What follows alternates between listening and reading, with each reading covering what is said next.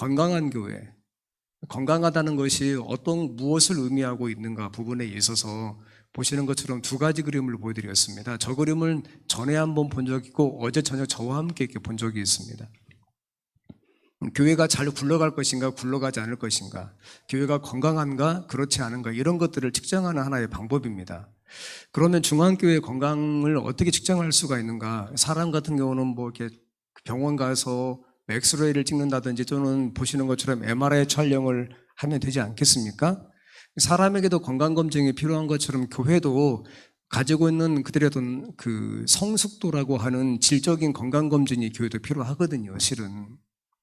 그래서 그 교회를 이렇게 분석하고 난 다음에 이 교회에 음식이 필요한지, 운동이 필요한지, 아니면 환경이 필요한지, 이런 것들을 방법을 찾아갈 수가 있습니다. 그래서 보통 NCD는 이런 단계를 거쳐갑니다. 이해를 하는 단계가 필요하고요, 설문하고 분석을 하고 난 다음에 코칭을 하게 됩니다.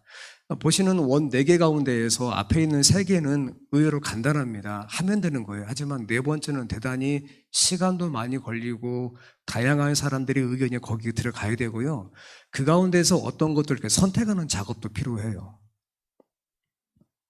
그래서 4번째 부분에 있어서는 점심 먹고 후에 이렇게 보통 교회가 작업을 합니다, 이런 작업을 통해서 이런 것을 얻어낼 수가 있습니다라고 하는 강의를 하는 게 아니고 실습을 잠깐 해보겠습니다. 저희 교회도 NCD를 지금 하고 있습니다. 그런데 저희는 교회에서 NCD라고 하는 이 작업을 하기 전에 NCD라고 하는 명칭을 사용하지 않았지만 다양한 것들을 준비를 했습니다. 위원회를 만들기도 하고 워크숍을 하기도 하고, 그러면서 교회가 한 가지 작업을 하기 시작했습니다. 가장 큰 이유는 뭐냐면, 여러분 아시겠지만 교회가 재개발되고 난 이후에 광주 삼면 초등학교 강당에서 8년 가까이 이렇게 살다 보니까 어떤 현상이 벌어졌냐면, 과거의 기억은 있는데, 교회 생활을 했다는 기억이 있는데, 지금 내가 강당 안에 있다 보니까 그것이 과거의 기억일 뿐이지, 강당 안에 있다 보니까 강당에 맞추어서 교회가 변하는 거예요. 그리고 이제 다시 교회가 건축이 되고 강당에 있던 이 교인들 가운데 한 절반 남았죠. 강당에 들어갈 때는 한 220명 가까이 됐지만 나올 때는 한 120명 됐거든요. 그러니까 집사님, 그건 어쩔 수가 없어요. 누구를 탓할 문제가 아니고 환경 자체가 그만큼 교회에 어떤 영향을 미치거든요. 다시 교회로 왔어요. 이렇게 오는데 일단에 그 무리가 저한테 오든지 그래요. 목사님, 교회 생활을 어떻게 해야 되죠? 무슨 뜻일까요? 그랬더니 우리 교회 구성원 가운데 한 3분의 2 정도는 과거에 교회 생활 경험이 있지만 3분의 1은 강당에서만 신앙생활을 했던 분들이기 때문에 교회를 잘 알지는 못해요. 지금까지 우리는 그냥 10시에 오든지 어떤 분은 11시쯤 오든지 하고 12시 예배를 마치면 밥을 먹고 가지 않거나 밥을 먹고 바로 갔거든요. 그래서 저는 어떤 필요성을 느꼈냐면, 교회가 무엇인지, 교회 생활을 어떻게 하는지 이걸 가르쳐야 되나? 어쨌든 좀 시간이 지나갑니다. 그리고 수많은 문제가 동일하게 우리 교회에서 발생합니다. 긍정적인 부분도 있고 그렇지 않은 부분도 있겠죠.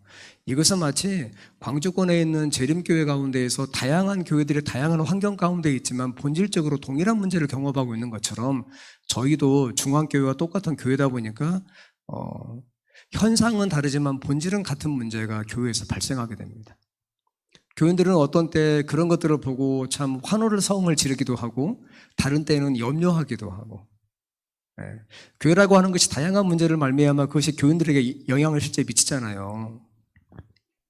그리고 시간이 지나갑니다. 교회는 그것을 위해서 계속 미팅을 하고 어떤 것들을 협의를 하고 위원회에 어떤 오다를 줘서 받아내기도 하고 신방을 가기도 하고 다양한 방법들을 교회는 작업을 했습니다. 지금은 저희가 한 195명 가까이 나오거든요. 지금은요. 그래서 매년마다 그러니까 10% for a year 이런 개념을 갖고 있어요. 10% for a year. 교회가 질적인 성장을 추구하는 것은 당연한 것이지만 질적인 교회의 건강이 반드시 재생산이라고 하는 양적인 성장에 영향을 미쳐서 첫 번째와 질적 성장과 양적 성장의 균형감을 가지고 한 걸음씩 나아가게 하는 것. 10% for a year. 그래서 매해마다 우리가 10%의 질적인 건강도가 양적인 현상에 영향을 미칠 수 있도록 교회가 작업을 해보자. 요걸 하고 있습니다. 그래서 저희가 지금 3년째 이 작업을 계속 하고 있는데요. 저희로서는 대단히 새로운 것들을 보게 되고, 물론 간혹 장애도 있고 방향성 부분에 고민도 많이 하지만 지금은 계속 교회가 매해마다 이런 부분들을 작업을 하고 있고, 또 다른 광주권에 있는 교회들에게 좋은 어떤 그런 영향을 미쳤으면 하는 그런 부분들도 가지고 있으면서 나아가고 있습니다. 최근에 저희 교회는 또 다른 부분들의 커미티를 만들어서 그 작업을 진행하고 있고, 교인들에게 그것을 알리고 그 가운데 어떤 사람들이 참여할 수 있는 그런 다양한 그 사역팀도 작업을 해가지고 진행하고 있습니다. 지금 어제 저녁 본 것은 우리가 이런 것들이었습니다. 이것은 분석하는 단계, 설문하고 분석하는 부분이고요. 한 40개 정도 슬라이드 가운데서 제가 4개만 여기에 갖다 놨습니다. 이것을 우리가 그냥 편하게 NCD, 한국말로 자연적 교회 성장이라고 이렇게 부릅니다. 이 설문은 어젯밤 말씀드린 것처럼 교회로 하여금 방법을 제시하지는 않습니다. 교회의 상태를 파악하는 겁니다. 그리고 난 이후에 방법은 그 교회 구성원들이 어떤 작업을 통해서 방법을 찾아가는 것이고요. 다양한 방법들이 있을 때에 교회는 현재 교회가 선택할 수 있는 다양한 방법들 가운데서 가장 좋은 것들을 실행하는 것이죠. 선택하는 것이죠. 선택하고 액션 플랜이라고 하는 그런 실행을 통해서 다시 한번 중간에 검토하고 다시 방향을 설정하고, 이런 작업들은 시간도 많이 걸리지만 교회를 건강하게 하고 동시에 건강한 교회가 재생산을 하는 데 있어서 많은 도움을 주기를 합니다. 여러분, 그럼에도 불구하고 교회는 예수께서 이 땅에 재림하실 때까지 문제가 있을까요, 없을까요? 있습니다. 교회가 문제가 있다는 것은 성도들의 삶에 어떠한 문제가 있다고 보시면 되겠습니다. 근데 이것은 결코 이상한 일은 아닙니다. 교회는 본래 그런 곳입니다. 교회는 하나같이 문제점을 가지고 있는 사람들이 와서 하나님을 만나는 곳입니다. 어떤 경우에 교회는 하나같이 문제점이 없다고 생각하는 사람들이 교회에 와가지고 NCD와 같은 분석을 통해서 우리의 실체를 알게 되거나, 또는 과거에 알지 못했지만 하나님의 성령의 은혜를 통해서 내가 내 삶에 이런 문제가 있다는 것도 동일하게 알게 되는 것도 교회입니다. 레리 크레비슨 교회를 교회되게 이 책이 있는데요. 이 책에 그 3장의 밑에 바로 그 소제목에 보면 이런 게 있습니다. 깨어진 사람들이 모인 교회. 여기에서 저자는 이렇게 말합니다. 내가 속하고 싶은 교회는 첫째, 내가 엉망이라는 것과 둘째, 하나님의 사랑이시라는 것. 이 두 가지를 분명히 아는 교회이다. 내가 진정으로 속하고 싶은 교회는 문가 안에 들어서는 나를 맞이할 때 내가 엉망임을 아는 교회이다. 그러니까 내가 나가고 싶은 교회는 모든 교인이 좋고 나만 나쁘고, 모든 사람은 착하고 나만 착하지 않고, 이런 게 아니라는 거예요.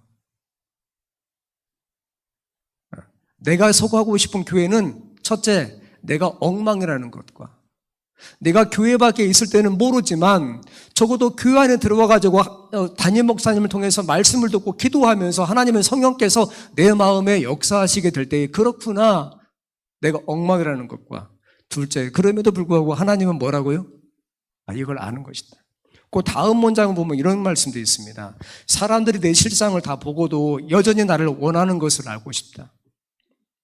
내가 가면을 벗어도 된다는 것과 사람들 앞에서 내 밑바닥을 내보이며 즐거이 영혼의 소생을 경험할 수 있다는 것을 알고 싶다. 내가 적어도 교회에 와서는 체면과 같은 가면을 벗어도 된다는 것과, 적어도 내 사랑하는 성도들 앞에서는 뭘 막 애써서 감추지 않아도 그냥 어떤 내 삶에 참 숨기고 싶은 것들이 드러난다 할지라도 그럼에도 불구하고 내가 그 가운데에서 그걸 토해내면서까지라도 교인들로 하여금 도움을 받기도 하고 나를 위해서 기도하는 사람들이 있기 때문에 여기서 내가 즐거움을 경험하는 그런 교회이고 싶다. 저는 중앙교회가 이런 교회가 되기를 간절히 바랍니다. 그래서 하나님의 성령께서 마지막 때에 늦은 빛 성령을 통해서 역사하시고 아울러 이 중앙신앙 공동체에 그런 선하신 은혜를 베풀기를 간절히 바랍니다. 다 같이 성경 말씀을 보시겠습니다. 그러므로 시작.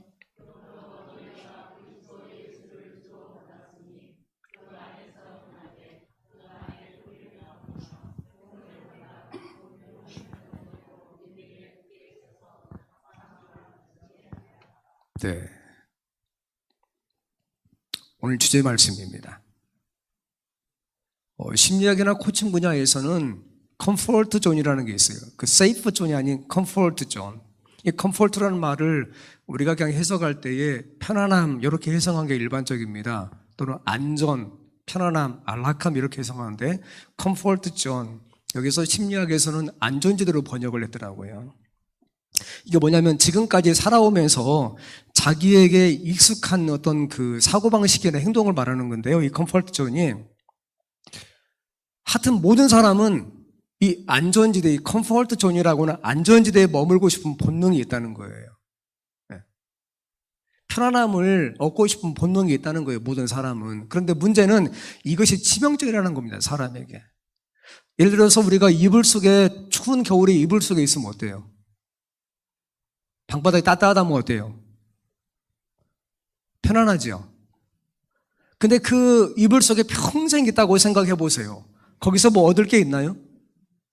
없지요. 그래서 여러분의 인생 가운데, 특별히 예수를 믿는 그리스도의 인생 가운데에서 우리를 빛나게 하는 모든 순간은 이불 속과 같은 그런 컴포트 존, 안전지대가 아니고 우리가 생각하는 안전지대 밖에 있다는 거예요, 실은. 그래서 우리가 이불 속처럼 그 안전지대에만 있게 되면은 우리의 삶 가운데서 하나님께서 우리를 통해서, 우리 교회를 통해서 빛나게 하시는 것을 우리가 경험할 수 없게 된다는 거예요. 자, 한번 보시겠습니까? 지금 보시는 저 왼쪽에 있는 저 그림은 소나무 행렬 모충나방이라는 그런 자그마한 벌레예요. 네. 근데 프랑스의 곤충학자 장 앙리 그 파브르, 유명한 그 게시름으로 유명한 사람 아닙니까? 근데 장 앙리 파브르가 소나무 행렬 모충나방이라고 하는, 보시는 저 한 이만하거든요. 이만해요. 크지 않아요. 제가 봐봤더니. 곤충의 애벌레를 가지고 실험을 합니다. 이 애벌레는 참 신기하게 맹목적으로 앞에 가는 곤충의 꽁무니만 따라가는 습성을 원래 갖고 있어요. 그래서 원래 그 애벌레가 모여 살고 있는 이만한 둥지가 있었거든요. 이만한 둥지가 있었는데 그 둥지 옆에 이 파브르가 큰 화분을 갖다 놨어요. 아주 큰 화분이에요. 둥그런 화분을. 근데 가만히 봤더니 그 둥지 옆에 화분을 갖다 놓으니까 이 가운데 애벌레 한 마리가 나와가지고 화분 위로 올라가더래요, 이렇게. 올라가니까 한 마리가 가는 것을 보고 그 뒤에 있는 두 번째 애벌레가 그 꽁무니를 보고 따라가더라는 거예요. 그 다음에 또 꽁무니, 그 다음에 또 꽁무니. 그래서 처음 애벌레가 쭉 화분을 위에까지 올라가니까 더 이상 올라갈 데가 없게 되고 화분에 그 둘레 테두리가 있잖아요. 그죠? 올라갔다가 테두리를 이렇게 돌게 되니까 글쎄 그 뒤에는 수백 마리의 애벌레가 전부 다 꽁무니 타고 올라오면서 그 테두리를 돌면서 이렇게 돌기 시작하더라는 거예요. 근데 이게 굉장히 느리거든요. 그 큰 화분 둘레 한 바퀴 도는데 15분이 걸립니다. 엄청 느리죠. 자, 보세요. 이제 올라갔다가 이렇게 테두리를 돌게 되는데 돌고 돌다가 처음에 자기가 올라간 그 지점까지 이르게 되자 애벌레가 계속 올라가고 있는 거예요. 그러자 처음 왔던 이 애벌레가 앞에 애벌레의 꽁무니를 보고 따라가더라는 거예요. 그러니까 모든 애벌레가 전부 화분위에 있어 지금 뭐 하고 있는 겁니까? 돌고 있는 거예요. 이렇게. 근데 가만히 보니까 이 애벌레가 낮이건 밤이건 쉬지 않고 도는 거야. 그러니까 파브르가 걱정이 된 거예요. 그래서 이 화분 테두리 안쪽에다가 이게 소나무 나방이잖아요. 솔잎을 꺾어다가 거기다가 넉넉히 솔잎을 이 테두리 안에다가 솔잎을 쌓아두었습니다. 그런데 그럼에도 불구하고 이 나방이 바로 옆에 솔잎이 있는데 그건 쳐다보지 않고 꽁무니만 보고 계속 도는 겁니다. 그렇게 돌고 돌다가 일주일쯤 되니까 모두가 다 굶어 죽었어요. 유명한 앙리 파브르의 소나무 행렬 모충나방 실험이에요. 이게 실은 초등학교 교과에서 많이 나오거든요. 이것이.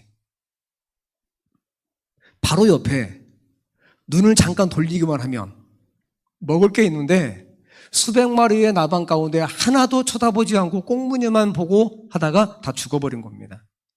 여러분은 이 실험에서 어떤 교훈을 여러분 찾기를 원하십니까? 여러분에게 익숙한 생각이나 행동 방식이 타성에 젖게 되면 우리 교회가 갖고 있는 교회의 방향성과 우리가 익숙한 것들에 대해서 타성에 젖게 되면 교회나 개인이 새로운 것을 받아들일 수 없다는 거예요. 그러면 개인이 새로운 것을 받아들일 수 없게 되면 개인이 신앙적으로 고립된다는 거예요.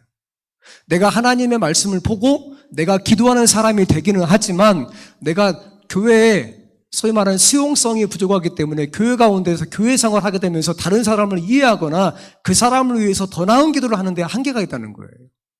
이 문제가 교회로 옮겨가게 되면 교회가 동일하게 뱅뱅뱅 돌다가 옆에 먹이가 있음에도 불구하고 얻지 못하는 것처럼 교회가 새로운 것을 받아들이지 못함으로 말미암아 교회가 그 지역사회나 그 세대로부터 고립된다는 거예요.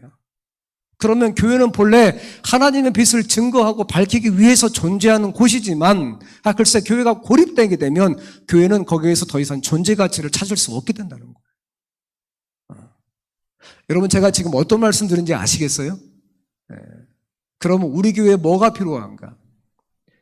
내가 사랑하는 중앙교회에 무엇이 필요한가? 많은 것들이 필요하죠. 그래 우리가 담임 목사님께서 NCT라는 진단을 하게 되신 것이죠. 근데 저는 여러분의 삶 가운데 몇 가지만 말씀을 드리고 제가 제 말씀을 오늘 정리하려고 하는 첫 번째 변화입니다. 변화. 너희가 그리스도 예수를 주로 받았으니 그 안에서 뭐 하되? 교회가 변화를 선택하는 거예요. 그런데 어디에서 선택하냐면 그리스도 예수 안에서 교회가 변화를 선택하는 거예요.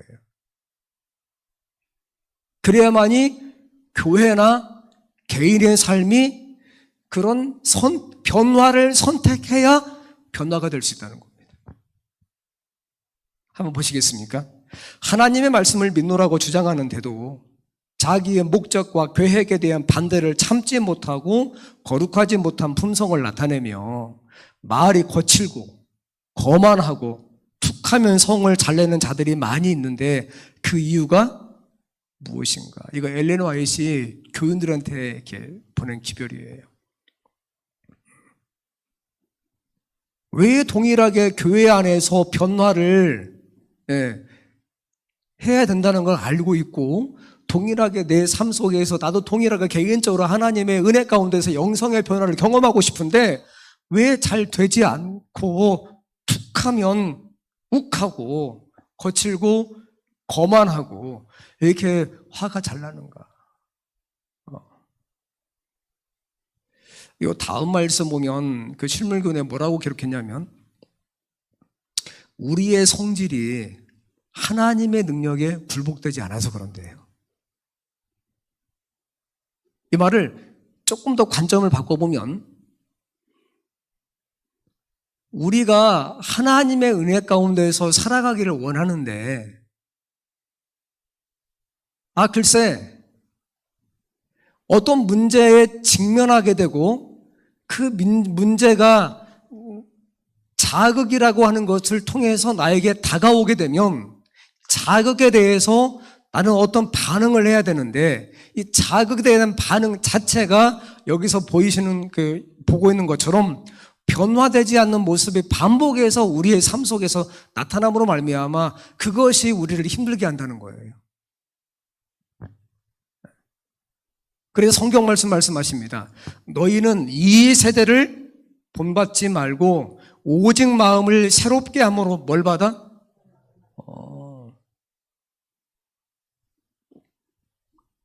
얼마나 이런 말씀이 많은지 몰라요, 성경에. 여러분, 그리스도인 생애는 말이에요. 내 습관 가운데 어떤 부분을 뜯어 고치는 거 아니에요, 실은. 즉, 예수를 믿는 사람의 생애는 옛날에 어떤 것들을 수선하거나 또는 개량하는 거 아니에요. 가장 본질적인 부분에 있어서 그리스도인의 삶이라고 하는 것은 본성을 변화시키는 거예요. 내 자신과 내 삶이 그리스도 예수 안에서 완전히 죽고 새롭게 되는 것을 매일 우리가 반복하는 거예요. 여기에는 다양한 방법이 있다고 생각할 수 있지만 실제는 그렇지는 않아요. 교회의 문제라고 하는 것은 다양한 방법 가운데 선택할 수 있는 것들이 있어요. 근데 신자라고 하는 예수를 믿는 사람들에게 있어서는 절대 그렇지 않아요. 예수를 믿는 사람들에게 있어서는 오직 한 가지 방법밖에 있지 않아요. 그것은 뭐냐면 예수 그리스도의 이름으로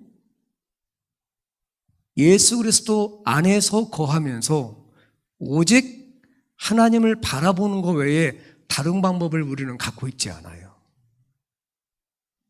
여러분, 우리가 가끔씩 저도 그렇지만 아마 목사님도 비슷하지 않을까 싶어요. 뭐가 있냐면 설교할 때 충동이라는 것이 있어요. 이런 말을 하고 싶어요. 안식일 날 빨리 좀 오세요. 이왕이면 빨리 와서 조용한 가운데 음악 나오고 있으니까 하나님 앞에 기도해 보세요. 이런 말을 하고 싶은 충동이 생길 때가 자주 있어요. 그죠? 왜 그러냐면 다른 것으로 되지 않기 때문에 그래요. 변화라고 하는 것은. 자, 한번 봐보세요. 이게 뭔지 아시겠어요, 이게? 응? 물론 발레예요. 저걸 뭐라고 부르죠? 예, 저걸 32회전 뿌에떼라고 그래요. 뿌에떼. 예, 뿌에떼인데 저희 명칭이 뿌에떼예요. 제가 지인이 저한테 티켓을 가져왔길래 제가 국립발레단 백지회 호수를 공연을 보러 갔단 말이에요. 그런데 정말 저는 세상에 그렇게 발레리나들이 이게 돌면서도 넘어지지 않아요. 근데 저 보시는 것처럼 어떤 프리마돈나가 나오더니 계속 보는 거예요. 세다가 제가 까먹었어요. 그래서 끝나고 제가 물어봤어요. 그랬더니 목사님, 저걸 우리가 32회전 뿌에떼라고 불러요. 그러는 거야. 우리 교인 가운데 발레리나가 있었는데. 근데 보시는 것처럼 발끝으로 이렇게 서가지고 몸의 중심을 잡고 다리를 접었다 폈다 하면서 도는 것이거든요. 32바퀴. 궁금하잖아요. 어떻게 저럴 수가 있을까? 우리는 3바퀴만 돌아도 넘어지는데. 그저 물어봤습니다. 저거 어떻게 해서 저게 가능할까요? 그랬더니 비결이 있답니다. 발레리나가 회전을 시작할 때에 가장 먼저 중앙에 있는 관객 가운데 한 사람의 머리를 본대요. 그러니까 모든 발레리나가 자기가 보는 사람의 머리가 다 틀린 거죠. 그 사람의 머리를 보고 한 사람을 고른답니다. 그리고 몸이 이렇게 돌아갈 때에 몸은 돌아가지만 얼굴은 그 사람 머리만 본다는 거예요. 계속 한 점을 보고 있대요. 그리고 몸이 이렇게 돌아가가지고 몸이 완전 돌아가기 전에 얼른 고개를 돌려서 다시 그 사람의 얼굴을 본다는 거예요. 그래서 돌 때 그 사람의 얼굴을 보고 있다가 마지막으로 보고 한 바퀴 이렇게 돌고 몸이 돌기 전에 먼저 얼굴을 돌려서 그 사람의 얼굴을 보고 이걸 32번 반복한다는 거예요. 궁금하잖아요. 그러면 제가 물었습니다. 만약에 그 관중이 관중이 관람하고 있다가 꾹뻑 졸면 어떻게 됩니까? 넘어진답니다. 발레리나가. 이렇게 하고 있는데 갑자기 꾹뻑 졸 때 얼굴 사라지잖아요. 그러면 무엇을 잃어버리는 거예요? 점을 잃어버리는 거잖아요. 그러면 모든 발레리나가 넘어진다는 거예요. 그래서 절대 조는 사람 선택하면 안 된다는 거예요.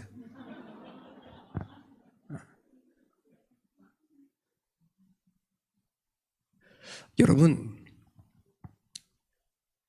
재림 성도는 다른 방법을 갖고 있지 않아요. 우리는 하나님을 바라봄으로 말미암아 변화되는 것 외에 우리가 갖고 있는 능력이나 학습, 다른 걸 통해서 변화될 수 있다는 어떤 기별을 우리는 갖고 있지 않아요.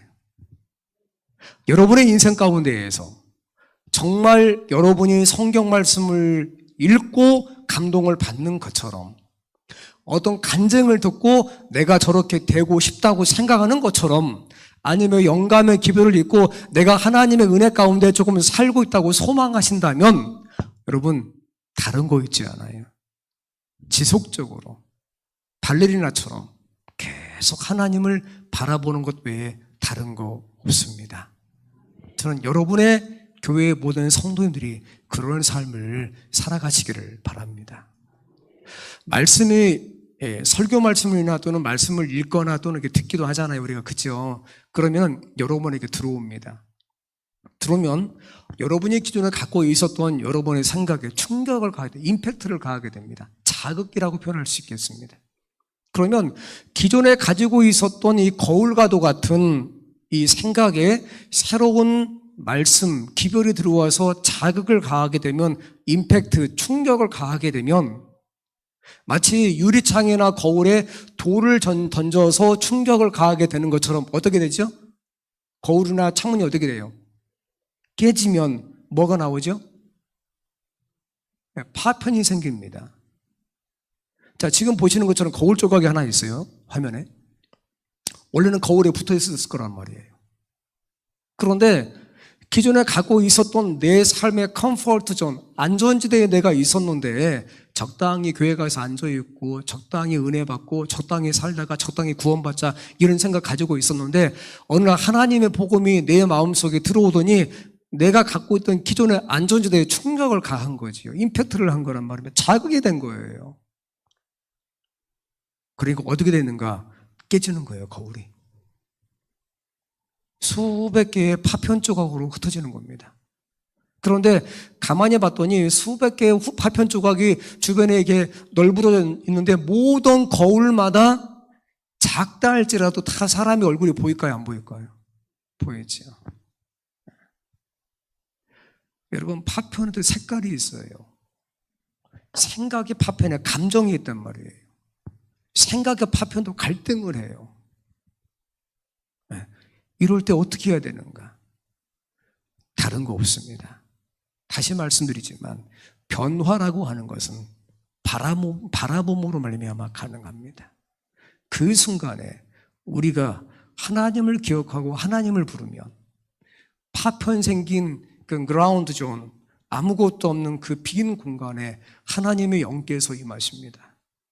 그리고 하나님의 영께서, 성령께서 여러분의 마음에 새 마음을 주시죠. 우리는 그것을 영접하고 선택하는 겁니다. 그러면 어떤 변화가 생기는가?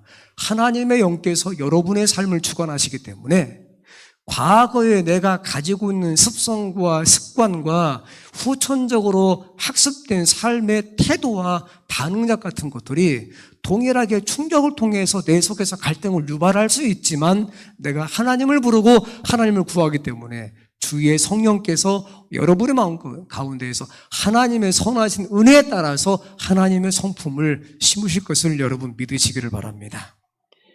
두 번째는 말씀과 회개입니다. 그 안에 뿌리를 박으며 세움을 받는 겁니다. 또 다른 것이 없습니다. 주의 말씀과 깊이 내려가야만이 시원한 물을 두레박으로 마치 얻을 수 있는 아낙네처럼 여러분의 삶의 부분에 있어서 깊은 회개를 경험하는 자가 영성이라고 하는 우물에 도달할 수가 있습니다. 많은 사람들이 그들의 마음 문 앞에 너무 많은 쓰레기 더미가 쌓여 있어 문을 열지 못하는 것을 나는 보았다. 또 다른 이들은 그들의 마음의 문 앞에 출입을 방해하는 세속적인 것을 쌓아놓고 있었다.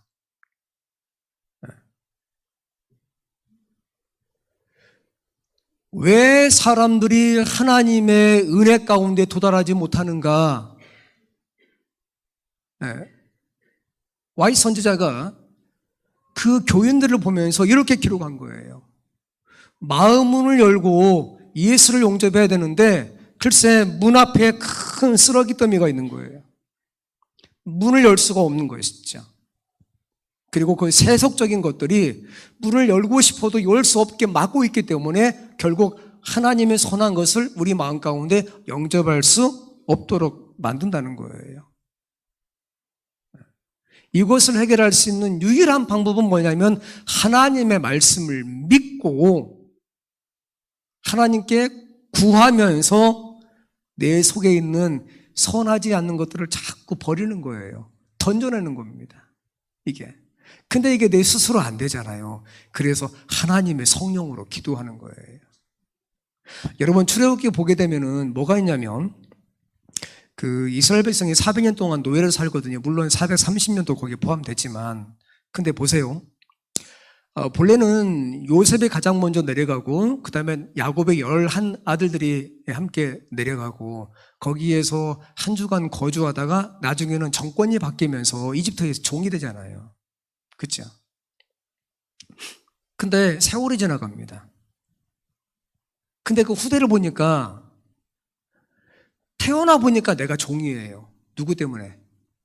우리 부모 때문에. 그러니까 나도 종인데 노예인데 아버지도 종이고 할아버지도 종이에요. 옛날에 우리의 조상이 가나안 땅에 하나님의 말씀을 순종하면서 왔다고는 하고 그 가나안 땅에서 야곱이라는 조상이 내려오긴 했는데 애굽으로 글쎄 보니까 종이고 내가 자식을 낳아서 보니까 자식도 뭡니까? 더군다나 거기에서 먹는 거 말하는 거 머리 스타일 옷 입는 거 전부 다 문화가 애굽 가운데 태어나서 애굽의 언어 가운데 애굽의 문화 가운데 살아가기 때문에 모든 게 애굽 것이에요. 더군다나 일주일도 애굽은 7일이 아니고 10일이었거든요. 힘들긴 하지만 살다 보니까 거기에 익숙해지기 시작합니다. 컴포트 존, 안전지대예요, 거기가. 근데 오늘 하나님께서 모세를 보내셔가지고 애굽을 떠나야 한다는 거예요. 그래 출애굽기가 애굽을 떠나는 이야기예요. 그들은 갈등합니다. 여기 남을 것인가? 종이긴 하지만 여하튼 살만한데 왜 적응하고 나니까 말이에요. 근데 하나님은 하나님의 사람을 통해서 말씀하시길 아니라고 본래 너의 조상 아브라함에게 약속하신 가나안 땅으로 돌아가야 한다고 자꾸 재촉하는 거예요. 그러면 그 자극이라고 하는 것이 동일하게 내 속에서 다시 갈등을 유발해요. 우리는 그러면 선택을 해야 돼요. 이 선택하는데 정말 도움되는 게 무엇인가 이것이에요. 믿음은 어디에서 나고 들음은 어디에서 나고 또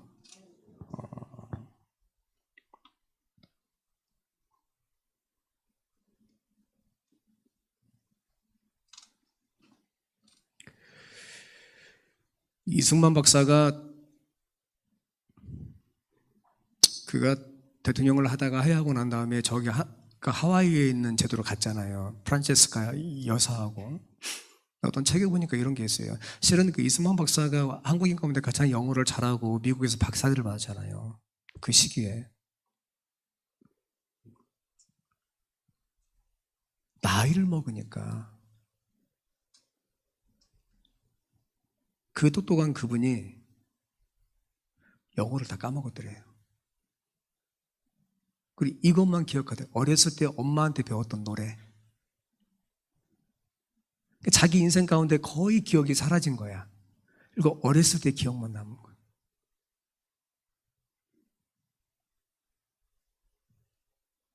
우리가 예수를 영접하고 다른 환경 가운데서 있다가 중앙교회 와서 신앙생활 하잖아요. 성경 암송을 하기도 하고 성경을 더 많이 알아서 은혜를 받기 위해서 말씀을 열심히 읽고 시간이 지나가요. 10살, 20살, 30살, 60살, 70살, 80살, 90살 가까이 되면 성경의 모든 내용이 기억이 나던가요? 아니요. 그렇지 않아요. 믿음이라고 하는 것은 그래서 많은 말씀을 듣는 것도 중요하고 성경의 많은 이야기를 들으면 더욱더 좋겠죠. 근데 꼭 그렇진 않아요. 믿음은 어떻게 보면 붙잡는 거예요. 내가 과거에 다 외웠던 50의 기억절을 다 기억하지 못하지만 붙잡는 거예요, 내가. 나를 기억해 달라고. 하나님 저를 좀 기억해 달라고.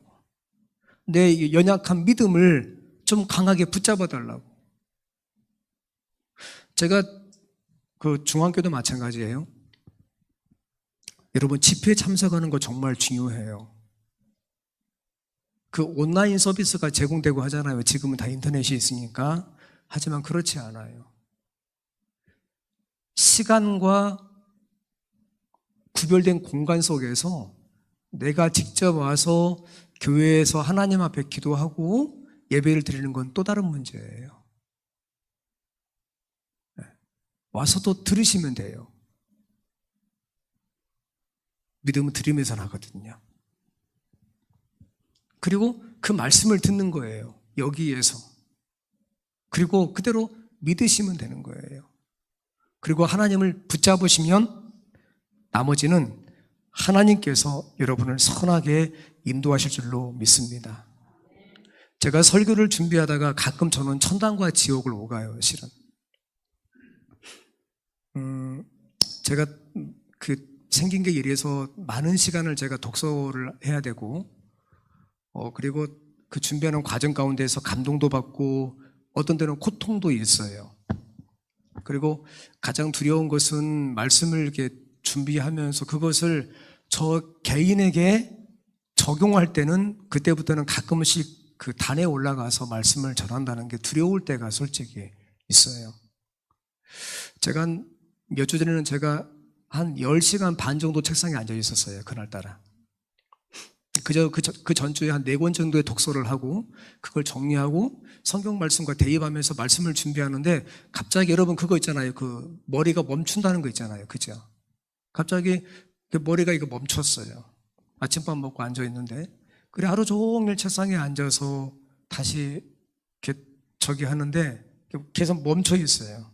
10시간 가까이. 정말 어떻게 표현을 할지 모르겠어요. 그러다가 이렇게 이제 책상에 앉아 있는데 여기에는 이쪽에 책꽂이가 조그마한 게 있고 거기에 저는 이렇게 백로지로 된 그 노트를 제가 많이 사용해요. 늘 메모하고 적고 하니까 쭉 있단 말이에요. 거기에 그냥 손을 뻗어가지고 이렇게 꺼내서 내가 지금 여기 멈춰 있지 하고 보고 있는데 거기에 제가 과거에 읽었던 한 문장을 제가 볼펜에 기록해놨더라고요. 이런 거예요. 건강한 사람은 숨 쉬는 것을 의식하지 못한다. 그저 뭐 한다? 이 말씀이 제 마음에 와닿으면서 머리가 풀렸어요. 이거 당연한 거예요. 건강한 사람은 숨 쉬는 것을 의식하지 못해요. 그냥 쉬는 거예요. 지금 우리가 하는 것처럼. 건강하지 못한 사람이 의식하는 거죠. 건강한 사람은 기도하는 데 있어서 크게 의식하지 않아요. 건강한 신앙인은 기도하지 않으면 숨 쉬는 게 힘든 거죠.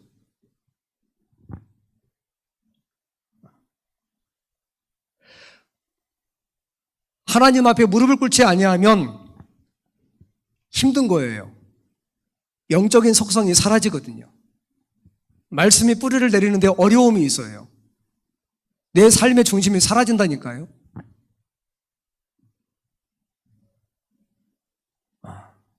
저는 그래서 여러분의 교회가 새로운 선택하는 데 있어서 첫 번째는 변화, 두 번째는 말씀과 회개.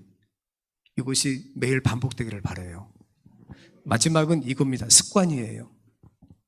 믿음에 굳게 있어서 감사함을 넘치게 하라. 습관은 반복을 통해서만 가능해요.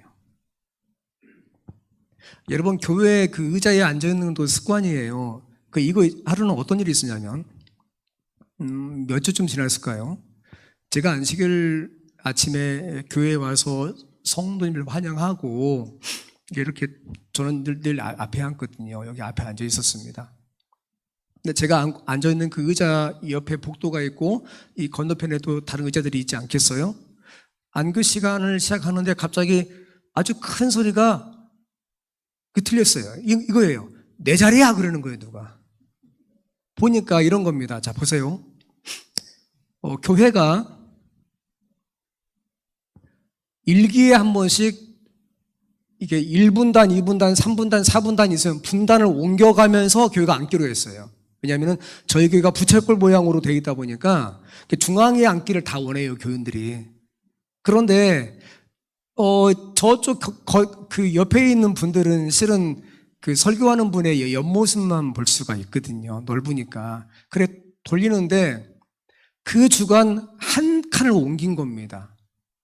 한 칸을 옮기면서 그대로 옮겨가야 되는데 이 교인 가운데 어떤 분이 다른 사람의 자리에 앉았나 봐요, 보니까. 교회 와서 보니까 누가 내 자리에 앉아 있는 거야. 순간 기분이 욱한 거예요.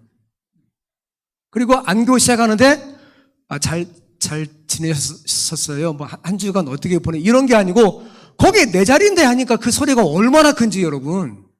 네. 그래 자리 가지고 싸운 거예요. 내 자리, 내 자리. 그리고 저한테 물어보는 거예요. 목사님 누구 자리입니까? 여러분 제가 어떻게 대답했을까요? 여러분 저는 아무 말도 안 했어요. 못 들은 척 앞만 보고 있었어요. 그리고 조금 지나게 그러니까 앉는 것도 습관이에요. 그죠? 네. 그러면 교회 오는 시간도 습관인가요? 기도하는 것도 습관인가요? 말씀을 온 것 습관인가요? 그럼요. 사람을 불쌍히 여기는 것도 습관이 될 수 있어요. 마음의 감기라는 병이 있어요. 마음의 감기. 제가 감기 걸렸잖아요. 마음의 감기. 네, 우울증입니다. 감기처럼 지나가요. 하지만 심하면 위험합니다. 우울증 환자 10명 가운데 1명은 자살하거든요. 왜 그러죠? 왜 어떤 사람은 감기처럼 지나가고 어떤 사람은 자살을 할까요?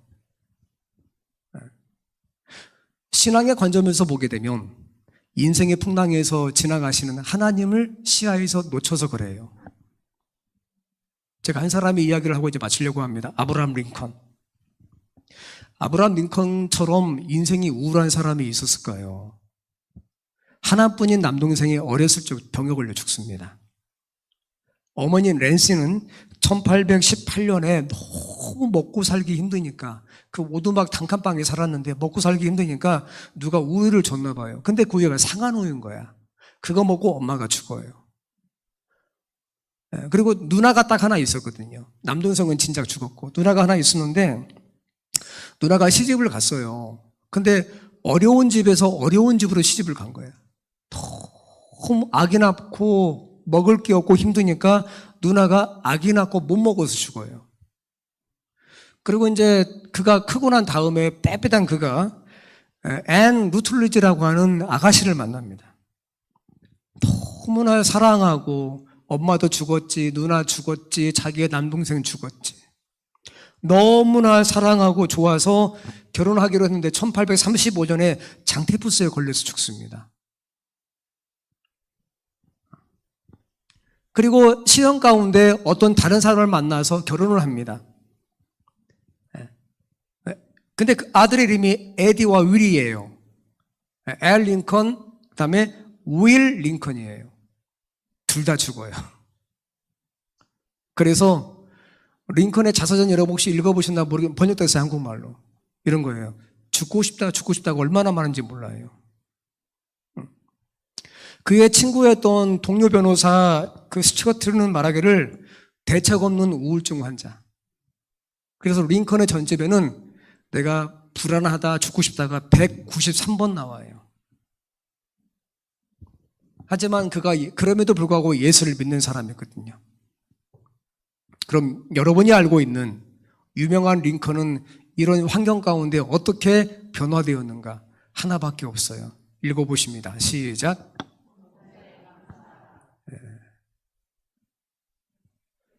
그는 늘 기도하면서 자기의 우울한 가운데에서 하나님 앞에 계속 감사의 조건을 찾아요.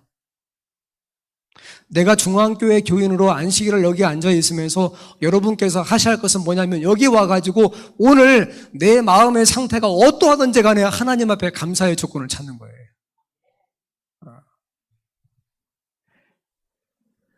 링컨에게 있어서 가장 중요한 것은 그가 하나님 앞에 소망을 두는 것이었어요.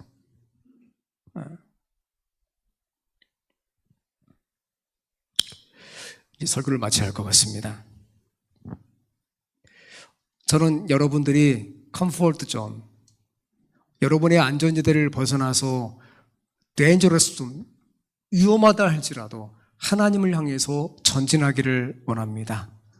그러기 위해서 여러분들이 변화를 선택하기를 원하고, 저는 여러분들이 NCD와 이런 하나의 질적인 건강도를 측정하면서 하나님의 말씀과 회개를 통해서 하나님 앞에 더 나아가기를 원하고, 마지막으로 여러분의 삶의 형편이 교인 수만큼 각자 다르다 할지라도 그 가운데에서 습관적으로 감사의 조건들을 발견하는 그런 중앙교회 성도인들 되기를 바랍니다. 하나님의 은혜가 늘 이 교회에 함께 하시고, 그래서 익숙한 것들과 결별을 통해서 하나님의 믿음의 지대로 나아가시는 모든 성도가 되기를 바라면서 말씀을 드리겠습니다.